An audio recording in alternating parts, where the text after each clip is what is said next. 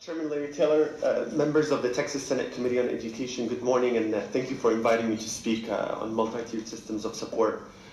My name is Adeeb Barqawi, and I am currently the president and CEO of a social tech nonprofit called ProUnitas.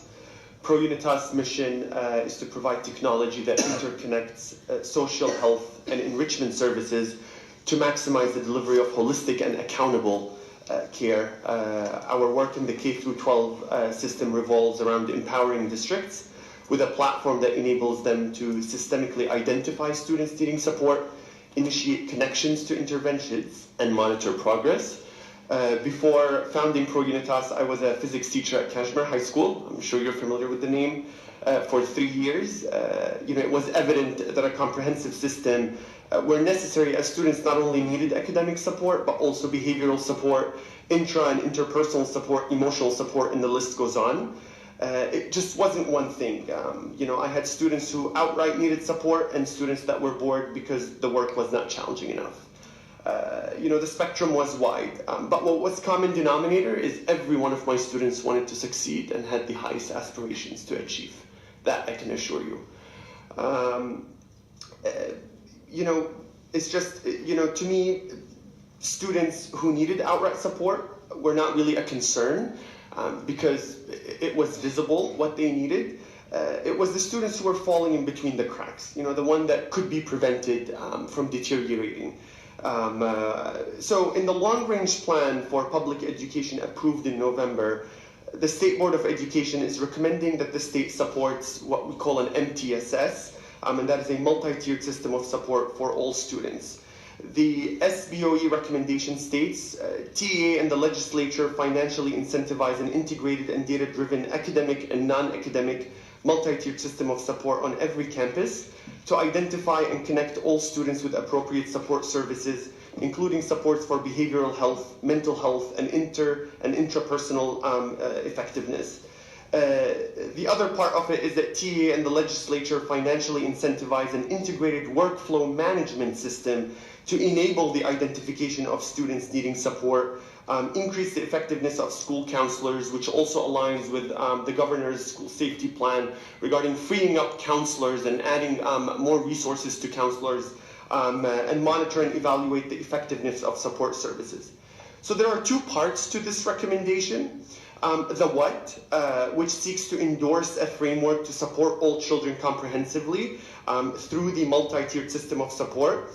And the second part is the how, which seeks to emphasize that in order for successful adoption of MTSs, for a workflow management system that has the goal of systemizing support, tying indicators such as academics, behavior, attendance with support providers in a dashboard-like system. So what is MTSs? Some of you might ask. In describing it, I'm going to lean on the work of a nonprofit called Understood along with the American Institute for Research. It's a framework that helps districts improve the performance of all students by identifying needs early on, modifying academic and non-academic interventions quickly. It's a comprehensive system that screens all students and provides interventions that can be intensified if needed. It's real-time support, not wait to fail. At ProUnitas, we kind of lean on, it helps identify, connect, monitor.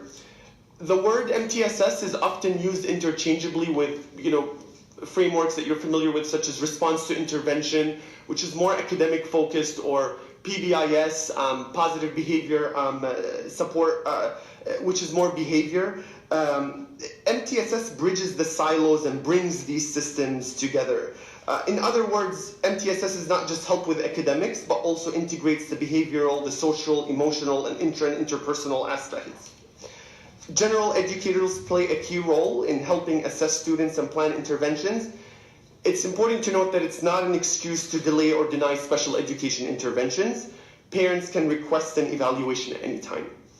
So now that I've briefly explained what MTSs is, allow me to talk about why it is critical to include the process of the workflow that goes with that framework. The how. In my opinion, that's really what gets in the way of adopting such systems at scale, is that without a data management workflow system, it can become really labor intensive.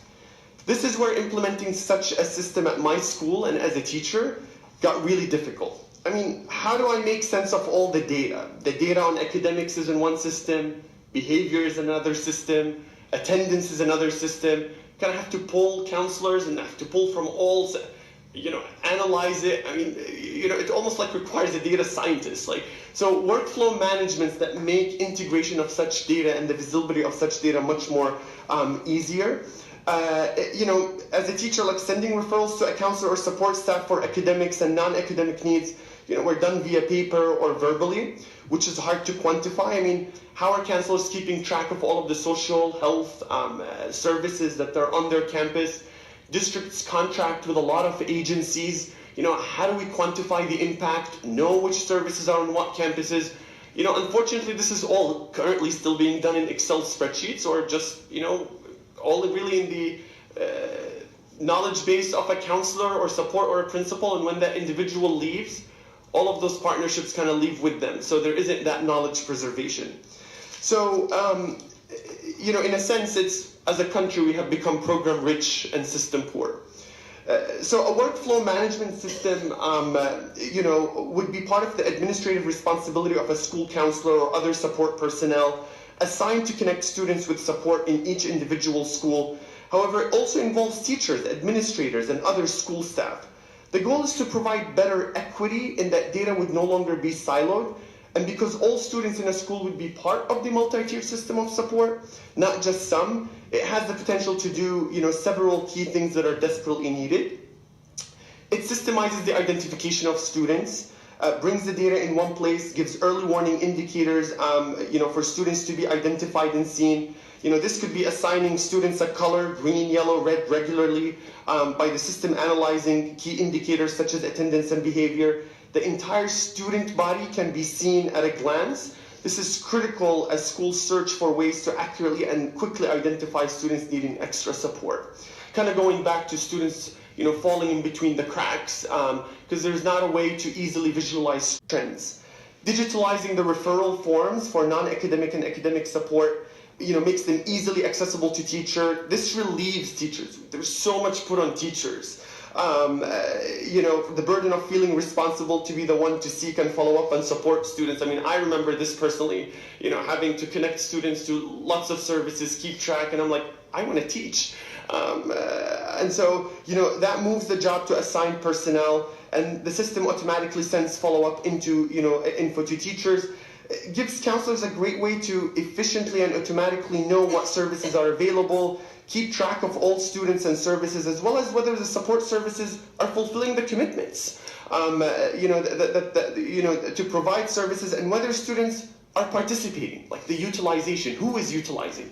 When we first done a little bit of analysis on this work, and the system is deployed, and I'll talk a little bit more about that in just a couple of seconds, we noticed that the top 10 performing 10% of a student body are 90% of the utilizers of the services. So, and that is not to say that it's done on purpose, or it's just that without a system, where you're able to visualize where services are being distributed and who's utilizing them, it's very hard to know who actually are the students who are really needing the services in those services. It gives counselors a great way to efficiently and automatically know what services are available, gives administrators the data necessary to determine effectiveness of services on students. Are school precious dollars really making a difference for students, academic behavior, attendance, and so on. So the work is currently being implemented in districts in Houston. The workflow management system has been generously funded by foundations like the Houston Endowment, Episcopal Health Foundation, Rockwell Freese Foundation, many others. Early results include districts being able to know what services exist, who's utilizing them, monitor progress, teacher reporting having a clear system to communicate the need, counselors being freed up, and support staff report decrease in their busy work and increase efficiency. A lot of this work is already being done. This is just adding flow and process and the ability to quantify so that we know exactly where our precious resources are being utilized.